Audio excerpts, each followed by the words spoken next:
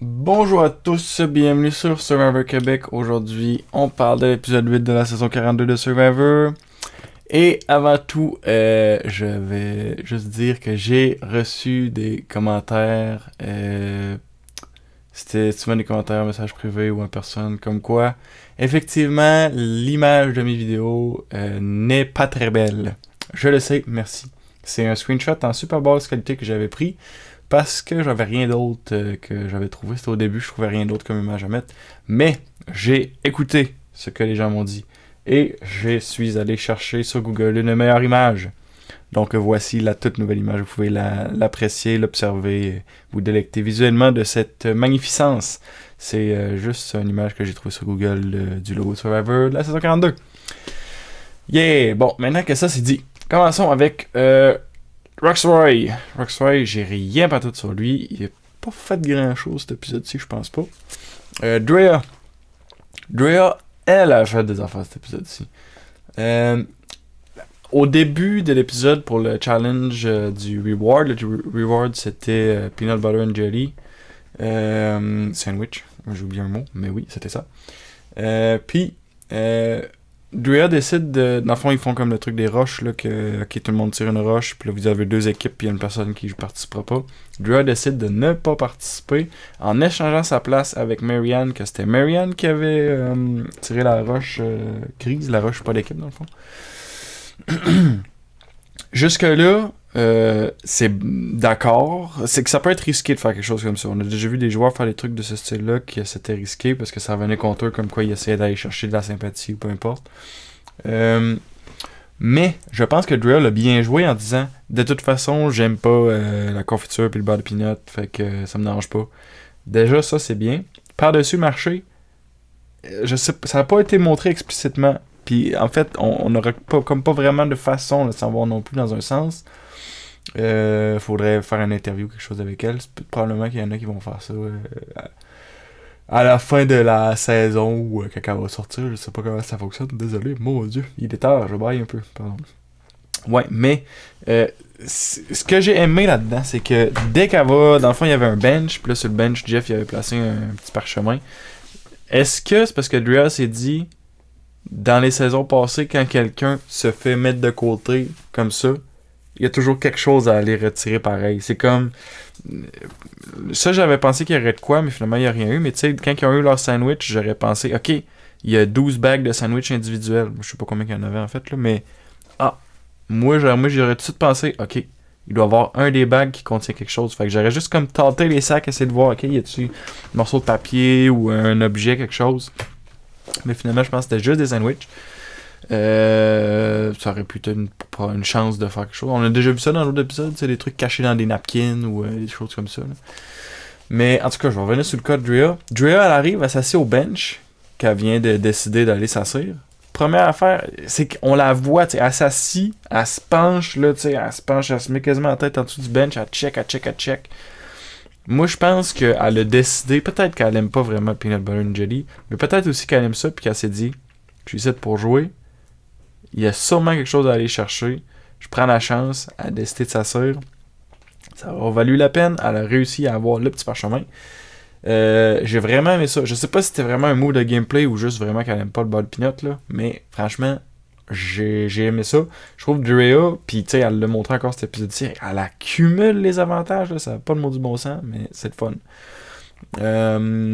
Puis c'est ça. Puis là, l'avantage, c'est ça, c'était un Bearer Advantage, le Red Caught, Red Ended. Ils ont fait un petit jeu de mots, là, parce que c'est une expression, ils ont littéralement mis de la peinture rouge. C'était bien joué, la production. Hahaha, vous êtes des petits rigolos. Yeah. C'est la deuxième fois de la saison qu'ils utilisent. Mais c'est comme de la peinture rouge, mais ça avait l'air du faux sang. Au début, il y avait du faux sang. Ça avait l'air de la même chose que ça, en fait. Puis même, on en parle plus tard, mais Tori qui dénotait Ah, est-ce que tu saignes La production s'amuse beaucoup avec le faux sang. C'est bien. Rien d'autre à dire, là. C'est bien correct. Puis c'est ça, l'avantage qu'elle trouve. C'est l'avantage que Lyanna, à moins qu'il ait été modifié un peu, mais il avait pas l'air d'avoir été modifié. Lyanna avait saison passée qu'elle peut demander à quelqu'un est-ce que tu as un avantage, est-ce que tu as une immunité, et boum, voler l'avantage ou l'immunité de la personne. c'est un très bon avantage, surtout qu'elle a déjà un arsenal. Je pense que c'est son 4e, si je me trompe pas. Elle a l'amulette, je pense qu'elle a une immunité, elle a ça. Puis elle a une autre affaire que j'oublie. Elle a un vote extra, c'est ça. Drea, pour de vrai, présentement, position de force excellente. Position sociale, je crois qu'elle est. Je sais pas, elle a pas l'impression d'être au top. Elle a pas l'impression d'être au bottom non plus du tout. Elle a l'air d'être assez neutre. Qui est pas une mauvaise position, mais qui est pas une position qui va la faire gagner. Là, on est à l'épisode. Mais c'est comme le. C'est parce que le dernier épisode, c'était l'épisode 6 et 7 en même temps. Là. Je pense que j'ai juste dit 6 dans l'analyse que j'avais faite. Mais c'est l'épisode 6 et 7 qui a joué parce que c'est un épisode double. Fait que techniquement, on est à l'épisode 8. Fait que, franchement, épisode 8, ça commence à être le temps de jouer, je trouve. Ça commence à être le temps de faire des moves parce que là, 8, c'est un bon début d'épisode pour, tu sais, 8, faire des moves, ça a du sens. 9, faire des moves, ça a du sens. 10, faire des moves, ça a du sens. Je trouve, tant qu'à moi, l'épisode 10 pour faire des gros moves, c'est l'épisode parfait. L'épisode par excellence. En tout cas, ça reste, on verra bien comment ça se déroule. Mais oui, Drea en excellente position de force, position sociale correcte, position stratégique, elle semble très bien se débrouiller. Franchement, gros potentiel de se rendre loin, mais il faut qu'elle fasse quelque chose pour mériter la victoire. Elle gagne pas. Tu gagnais bien des défis, ben tu sais. Mettons que Jonathan les gagne tout le temps quand il était en équipe, mais maintenant, est-ce qu'elle va gagner plein d'immunités? Il faut qu'elle se démarque, il faut qu'elle ait de quoi à dire pour expliquer pourquoi elle devrait gagner. À voir. Passons maintenant à Tori. Tori, son genre, elle a comme. Drea avait oublié du sang, de la peinture rouge sur son bras, qu'elle n'a pas lavé. Déjà, ça c'est une erreur de la part de Drea, franchement. Mais Tori, elle fait comme un mini interrogatoire, mais pas aller bien loin. Moi, je vois deux choses là-dedans. Soit que c'est parce que Tori, elle veut comme pas froisser personne, elle veut pas se mettre personne à d'autres davantage qu'elle l'a déjà fait. Fait que là, elle a juste demandé comme « Hey, est-ce que t'es correct, tu saignes? » Puis là, tu sais, elle voyait qu'il y avait de quoi de louche, mais comme pas aller investiguer plus. Elle sentait probablement pas déjà super bien avec Drea parce qu'il était dans la même tribu puis ça allait pas super bien. Donc, ça peut être une autre raison pourquoi elle n'allait pas fouiller plus loin. Par contre, j'ai bien aimé que Tori aille partager l'information de « Hey, tu veux Drea a du sang sur le bras? » Elle dit rien. Là-dessus, elle dit des affaires bizarres, comme quoi elle a peinturé de quoi, mais tu sais, il n'y a rien qui est peinturé. Franchement, Tori, en tout cas, Tori, je pense, elle sait qu'elle a quelque chose, mais elle s'aventure pas trop loin. Fait qu'elle fait juste partager l'information, lancer l'information, puis possiblement ça va juste exploser tout seul, tu sais, avec le temps. Sinon, Tori, vraiment une autre victoire au challenge d'immunité 2 fois de suite. À partir du merge, c'est la seule depuis le merge qui a gagné les avantages, les challenges d'immunité. Puis franchement, encore une fois, elle l'a pas volé pendant tout. Grosse performance. La manière qu'elle tenait la bouée, il fallait tenir une bouée avec des bâtons puis se tenir en équilibre. Puis franchement, wow, juste bonne performance. Ça avait de l'air. Je sais pas si elle avait déjà une stratégie de comment elle allait tenir ses bouées, etc. Mais la façon qu'elle la tenait, je trouvais que c'était vraiment ingénieux parce qu'elle a pratiquement pas bougé la bouée. Tout ce qui bougeait, c'était ses pieds pendant le challenge. Puis en tout cas, franchement, très mérité l'immunité. On passait à Romeo. Romeo, j'avais pas catché que Romeo était bas, on va dire, dans la nouvelle alliance, la grosse alliance. J'avais pas catché qu'il était. Ben, en même temps, j'avoue qu'on le voyait pas faire les discussions, tu sais, avec Hai, on voyait pas faire les grosses discussions avec Jonathan, avec Mike. Parce que tant qu'à moi, c'est ces trois-là qui ont l'air de vraiment leader le mouvement. C'est comme les trois grosses forces des tribus. Non, c'est pas vrai, il manquerait quelqu'un à la tribu des Bleus. Qui ça pourrait être? Je vais pas réfléchir à ça. Drea peut-être, mais Drea a pas l'air d'être une position complètement folle non plus dans cette grosse alliance-là. En tout cas, dans un sens, on s'en fout. Maintenant, on est au merge. Fait que la grosse alliance, les alliances comme ça n'existent plus. Tout ce qui existe, c'est la grosse alliance. Puis tout le monde joue pour soi-même dans un sens. Bon, si on continue là-dessus. Qu'est-ce que j'allais dire sur Romeo? Romeo, sa position est assez basse dans cette grosse alliance-là. Même qu'il est une des personnes qui semble être une cible potentielle. Puis on va voir pendant l'épisode qu'est-ce que ça va l'amener. Justement, quand que. Tu sais, j'avais pas remarqué, Mais tu sais, au début, il parle de ça, il est une cible potentielle. Fait que là, je me dis, ok, il va peut-être se passer de quoi avec Romeo cet épisode-ci ou dans les épisodes qui s'en viennent. Tu sais, ils font jamais rien pour rien. Ils montrent jamais rien pour rien. Ils ont montré que Romeo se faisait parler de lui. C'est parce qu'il allait arriver quelque chose bientôt. Ça a été cet épisode-ci. Il y a une grosse discussion de. Il me semble que c'est lui puis Tori que le monde sont comme, ok, Romeo, Tori, du monde à sortir. Chanel, évidemment, ça se parle aussi. Marianne, je pense que c'est un peu plus discret, mais probablement que c'est encore des pensées du monde. Mais, je suis comme, wow, ok. C'est sûr, il y a toujours une histoire de montage au travers, mais Romeo, moins bonne position que ce que j'observais. En revanche, c'est sûr que, comparé, mettons, à Chanel, Tori, Marianne, pas sûr, mais je crois, j'ai l'impression que Romeo est dans une meilleure position, était plutôt dans une meilleure position que ceux-là. Parce que là, c'est ça. Là, on va voir dans les prochains épisodes comment il va s'en sortir. Parce que cet épisode-ci, je crois qu'il s'est possiblement mis quelques personnes à dos. On va voir comment ça se déroule dans les prochains épisodes. Mais ouais, Romeo, c'est surtout au moment où il y a eu le challenge d'immunité gagné par Tori. Là, j'étais comme, wow, il me semble que ça parlait de Tori puis de Romeo. Si Tori, elle peut pas être. Si Tori a gagné l'immunité, Romeo, il est dans le chenoute. Fait que là, c'est là que je me suis vraiment comme allumé. Wow, ok, là, Romeo, il se passe de quoi. Puis quand aussi il est allé parler à plein de monde, poser une tonne de questions, tu sais. Là, ils ont essayé de montrer ça avec le montage, comme quoi, ok, Romeo, genre, il pose trop de questions. Forcément que tout le monde pose beaucoup de questions. C'est juste qu'ils ont un épisode de 40 minutes à faire avec genre 3 jours de tournage. Fait que je comprends que là, ils essaient de faire une histoire, puis l'histoire qu'ils ont décidé de montrer, c'est Romeo crée du chaos. Romeo est wild un peu, ou loose cannon, tu sais, dur à suivre. C'est ça qu'ils ont essayé de montrer. Puis de là, justement, qu'ils ont essayé de monter l'histoire, comme quoi, ok, Romeo, on pourrait le sortir, finalement, ça s'est pas fait. Félicitations, Romeo, t'en es bien serré.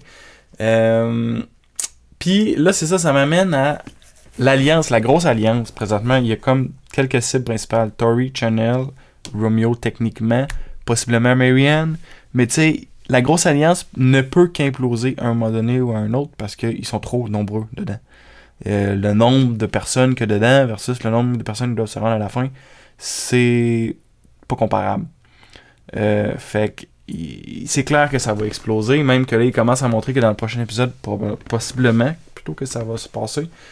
Ça reste à voir, on va bien voir dans quelle direction ça va aller, mais cette alliance-là ne peut pas durer plus que... Moi, j'y donne... C'est beau si le prochain épisode, ça dure, mais dans 2 épisodes, pour moi, terminé. Surtout que le prochain épisode, il y a 2 personnes qui se font éliminer. Fait que même, je pense que même le prochain épisode, ça risque d'être là que ça casse. À voir. Passons à Marianne. Marianne, j'ai l'impression que depuis le merge, elle s'est vraiment calmée sur ses sautes d'énergie, sur son... Juste... Tu sais, parce que souvent, dans les autres épisodes, on disait elle agace, elle gosse, tu sais, elle tape ses nerfs un peu. Mais je trouve que là, à date, depuis le merge, elle s'en tire vraiment bien. Elle a l'air de rester assez composée, assez stable. Puis j'adore la stratégie qu'elle a de faire. Elle fait filer le monde cheap. Tu sais, c'est quoi, le challenge d'immunité, qu'il pouvait décider de pas participer pour des sacs de riz, un truc comme ça. Puis tu sais, là, elle raconte ça. Je sais dans quelle position je suis. Puis là, elle se met à pleurer, genre. Puis là, après ça, on voit un confessionnal, quelqu'un là. Mais j'ai mis de la sauce en masse pour que le monde se sente cheap. Puis qu'il n'ait pas envie de me faire sortir. Génial. Marianne, t'as catché. C'est un jeu. Si on peut manipuler les gens avec les... C'est de la manipulation par les émotions, là, présentement, qu'on a vu. Puis, je veux dire, pour un jeu comme ça, je pense que c'est un excellent move à faire. Est-ce qu'elle s'est sauvée la peau? Probablement qu'elle était pas en gros danger cet épisode-ci. Mais, malgré tout, ça peut lui faire de quoi à dire au jury. Parce qu'elle était pas la seule qui a décidé de pas participer. Mais c'est la seule qui a eu comme ce speech-là. Fait que c'est la seule, dans un sens, je trouve que ça va vraiment ressortir si on en parle au jury. Puis en tout cas, c'est juste, j'aime ça que tu sais, elle a fait ça en se disant, je vais faire monter la sauce pour ah ouais, il faut que le monde il soit là. Ah, pauvre elle, on peut pas la sortir. Elle a fait ça pour tout le monde. J'adore. Jonathan, il a encore performé en dingue d'un challenge. Challenge de reward. Il s'en allait pour perdre le challenge, mais là, il était comme, hey, laisse-moi faire les paniers de basket, moi, je vais essayer. Puis là, boum, boum, boum, boum, boum, back to back, il en rate aucun, boum, il gagne le challenge. Il se met encore une grosse cible sur lui, ce qui a trait au challenge physique.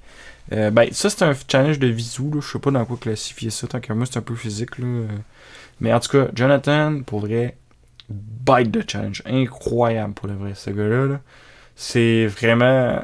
On va le voir avec les épisodes qui suivent, mais j'ai vraiment l'impression qu'on voit un nouveau Ozzy apparaître, un nouveau Joe, un nouveau Malcolm. J'ai vraiment l'impression, même je dirais plus un nouveau Malcolm, parce qu'il a l'air stratégiquement d'être là, socialement d'être là, physiquement, outplay, en tout cas physiquement on va dire, d'être là. Vraiment une game. Jonathan, présentement, il joue une game, avec ça il pourrait amplement gagner, je trouve. À voir la suite, on va voir où ça s'en va. S'il est gagnant, je pense qu'on aurait un excellent gagnant avec lui, avec ce qu'on a vu jusqu'à date. Là, il s'en vient les gros moves, je pense, de la saison. D'après moi, ça va arriver bientôt. Fait, en tout cas, à suivre, on va voir où ça va.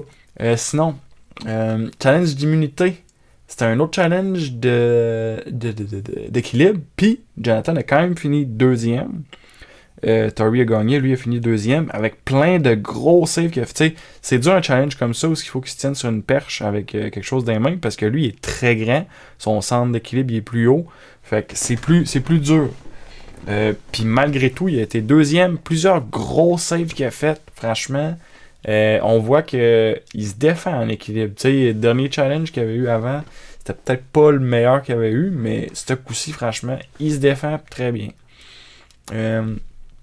Sinon, pendant les discussions après le défi, on voit qu'il est vraiment à bonne position. Il y a des discussions avec avec Mike, entre autres, que j'ai noté. Ces trois-là, ils semblent avoir quelque chose de solide entre eux.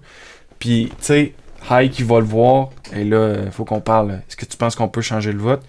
Jonathan, il est vraiment là. Le monde sont comme, OK, lui, on fait confiance. Puis, tu sais, le monde veut faire la stratégie avec. Veut faire la stratégie avec. Mike, puis lui, ils sont proches. Il est proche avec Omar, il est proche avec Lindsay. Probablement qu'il est encore proche avec Marianne. Jonathan, présentement, excellente position. Générale, là, franchement, excellente position. Sinon, ça fait pas mal le tour pour lui. Je vais passer à Lindsay.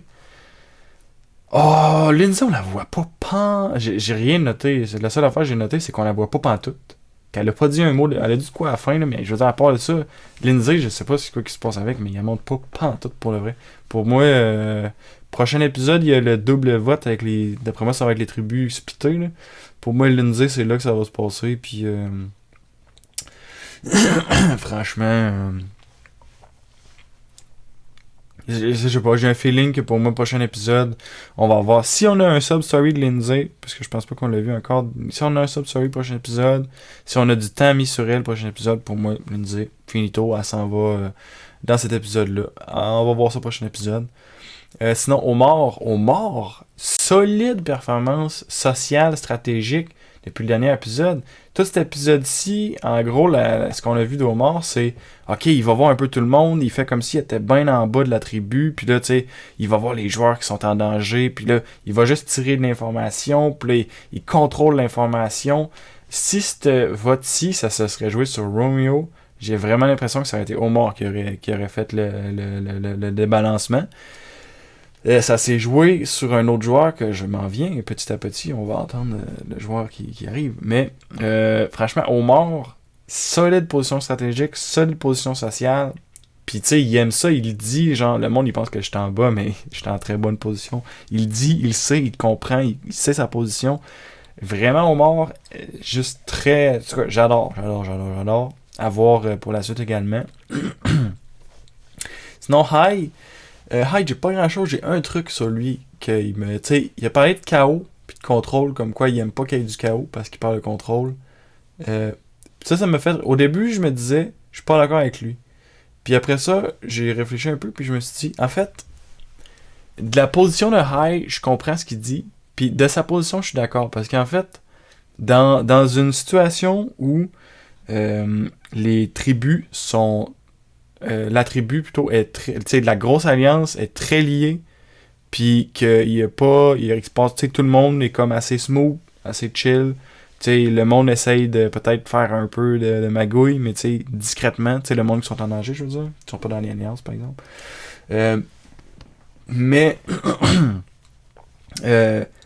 High, dans le fond, dans la position où ce que tout est calme, le meilleur à faire pour quelqu'un qui est dans le top d'une alliance comme ça, c'est-à-dire High, c'est que ça reste calme. Parce que si ça reste calme, c'est prévisible, il sait où ça s'en va, ça va.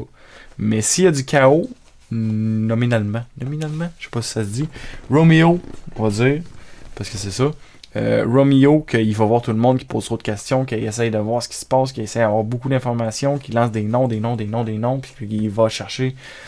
Ça, c'est du chaos, puis ça peut mettre en péril l'état de paix qu'il y a présentement pour High. Par contre, là où je disais que j'étais pas d'accord avec High, puis que finalement je suis comme, ouais, dans sa position je le suis. Pour un joueur qui se sent down, la meilleure affaire à faire, je crois, c'est de mettre du chaos, parce que tu te dis, moi, je m'en vais. Qu'est-ce que je peux faire pour pas m'en aller? Faut que l'alliance pète. Qu'est-ce que tu fais? Tu poses des questions, tu joses au monde, tu dis des noms, tu dis des trucs. Il faut que tu le fasses d'une façon que ça va fonctionner. Tu peux pas juste comme... Tu sais... Je pense pas que Romeo s'est aidé ou c'est... Ben oui, c'est peut-être mieux un peu, là. Mais, tu sais, je pense pas que ça a joué grand-chose comment il l'a fait. Si tu serais allé avec comme des arguments béton pour lancer un nom de quelqu'un d'autre, hey, Jonathan n'a pas gagné l'immunité. Là, regarde, t'as vu comment il performe, même en challenge d'équilibre, on n'aura pas grand chance. Là, on a une chance. Sinon, ça se peut très bien qu'il s'en aille jusqu'à la fin. Boum! T'as un bon speed, t'as une bonne raison. Tu sors un gros joueur, tu sors un joueur dangereux. En tout cas, Romeo il est pas allé avec ça. Je le comprends aussi, je veux dire, si tu commences à lancer des noms, là, ça peut jouer contre toi. Mais tu sais, c'est juste pour dire que si tu mets du chaos, c'est là qu'il peut se passer des choses quand t'es en bas. Quand t'es dans une mauvaise position, mettre du chaos, je pense que ça peut être une bonne idée. Il faut que tu saches que t'es dans une mauvaise position. Si t'es juste pas sûr, fais attention parce que là, tu pourrais te mettre dans une très mauvaise position. Mais tu sais, je veux dire, quand tu te dis, regarde, c'est moi le prochain, qu'est-ce qu'il me reste à faire, j'ai rien à perdre, j'essaie n'importe quoi. J'essaie tout plutôt. Mais en tout cas, fait que c'est ça. Résumons un peu ce que je viens de dire, c'est si t'es dans une bonne position de contrôle, t'as davantage que la paix reste, fait que tu peux être très prévisible dans ce qui va se passer, puis ça va bien. Puis si t'es dans une mauvaise position, essaye de mettre du chaos, parce qu'il faut qu'il se passe de quoi, sinon c'est toi le prochain, puis tu pourras rien faire. Ouais, fait que ça fait pas mal le tour pour ce que j'avais à dire sur High. C'était beaucoup, ça avait pas tant rapport dans le sens non plus sur lui, mais en tout cas. Passez-le de Mike. Je parle trop, je commence à les parler. Mike. Mike il continue d'être super appréciable, super likable, j'ai marqué. Je l'ai dit dans le dernier épisode, peut-être dans les autres avant, même j'ai dit, c'est vraiment bon pour aller loin, puis pour être apprécié, mais je pense pas que Mike peut gagner avec une game comme ça. Mike, il joue une game très bien, très loyale, tu sais, c'est bien, c'est super, mais ça te fera pas gagner. Il va falloir qu'à un moment donné, Mike fasse un gros move, s'il veut gagner, parce que j'ai pas l'impression qu'avec une game comme ça, il peut gagner. Dépendamment contre qui il est placé à la fin, évidemment, là, s'il serait à la fin. Mais ouais. Puis sinon aussi, il y a tu sais, Chanel, il a vraiment l'air d'avoir de quoi de personnel avec elle.